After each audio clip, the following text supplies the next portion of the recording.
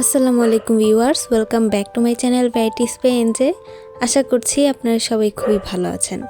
আজ আপনাদের সাথে শেয়ার করব খুবই মজাদার সাজনা দিয়ে ডাল রান্নার রেসিপি। তো চলুন কথা না বাড়িয়ে দেখে নেওয়া যাক কীভাবে রান্না করতে হয়। তো এজন্য প্রথমেই 1 কাপ মসুর ডাল ভালো করে ধুয়ে পরিষ্কার করে নিয়েছি। এরপর এর মধ্যে 6 কাপ পানি দিয়েছি।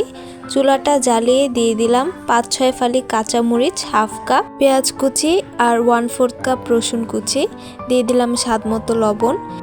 চুলার হিটটা পুরো হাইতে রেখে অপেক্ষা করতে হবে বলক চলে আসা পর্যন্ত।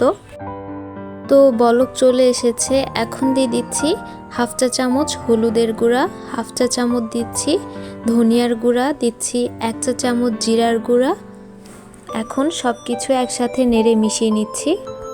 যখন ডালটা পুরোপুরি সিদ্ধ হয়ে যাবে আর পানিও অনেকটা শুকিয়ে আসবে, তখন ডাল ঘুটনি দিয়ে এটাকে ভালো করে ঘুটে নিতে হবে।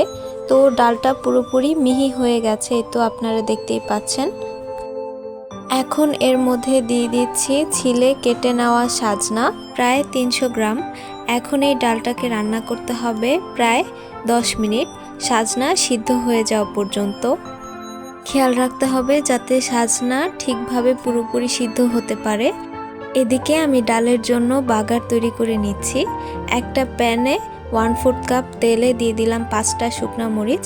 কিছুক্ষণ ভেজে দিয়ে দিচ্ছি হাফ চা চামচ কালো জিরা আর হাফ চা চামচ মেথি।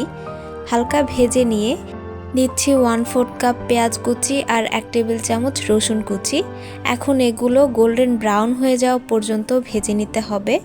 যখন অনেকটাই কালার চেঞ্জ হয়ে গোল্ডেন ব্রাউন কালার হয়ে আসবে, তখন এর মধ্যে কিছু সাজনা ডাল ঢেলে দিতে হবে। তো আমি সাজনা ডালটা ঢেলে দিয়েছি আর একটু নেড়ে মিশিয়ে নিচ্ছি। এরপর এই বাগার মেশানো ডালটা ডালের পাতিলে ঢেলে দিলাম। সো ভিউয়ার্স, আমার সাজনা দিয়ে ডাল রান্নাটা কিন্তু একদম রেডি।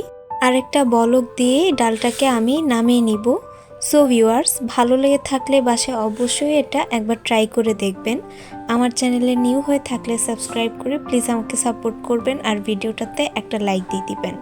আজকের মতো এখানেই বিদায় নিচ্ছি। সে পর্যন্ত সবাই ভালো থাকবেন, সুস্থ থাকবেন। আল্লাহ হাফেজ।